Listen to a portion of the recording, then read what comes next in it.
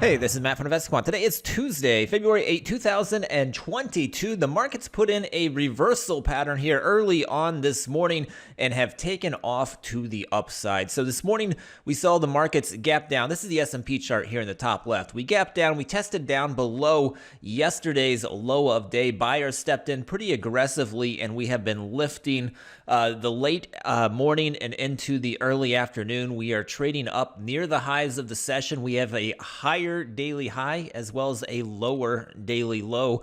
So we have what's called an outside day that is taking place here, and we're trading up near the highs of the session. Now that pattern is not taking place everywhere. We don't see that here in the Russell or the Dow. Neither one of those took out the prior day's low. The NASDAQ did take out the prior day low and hasn't quite made it up to the prior day high. So we do have various patterns, but that one could potentially be a similar pattern that we're seeing to the S&P right now. But let me go ahead and set this up. We'll look at the pattern that's taking place here in the S&P. We'll use a 3 p.m. Eastern time entry that'll exit at 4:15 p.m. Eastern time, and it'll be set up as a long. Now this morning we gapped down, so I'm going to add that by going to the opening filters, clicking on gap down from the gap direction.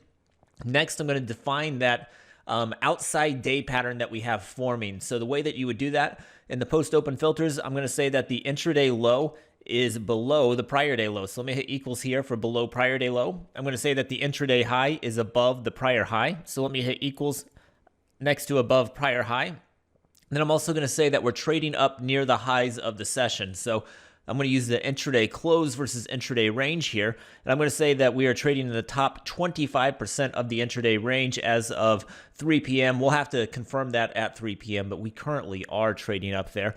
And then lastly, I'm going to put us in a similar market environment. Yesterday closed above a 10 and 200-day simple moving average, so I've added both of those. Now I can click View Results.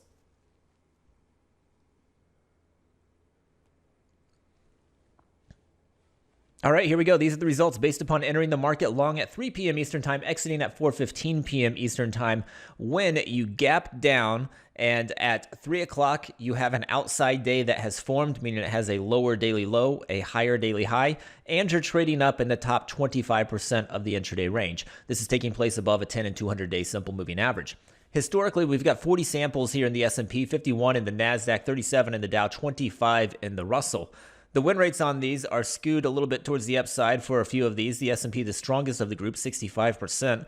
The NASDAQ, 55%. The Dow, 59%. The Russell, the only one that is a little weak at 44%. If we look at the average moves, they are larger on the upside for the S&P and the NASDAQ.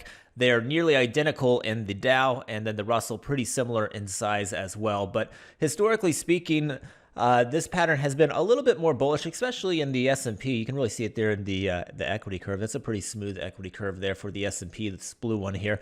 The others not quite as strong, but the S&P has favored this pattern going into the close. Hopefully you found that helpful. Good luck today. We'll see you next time.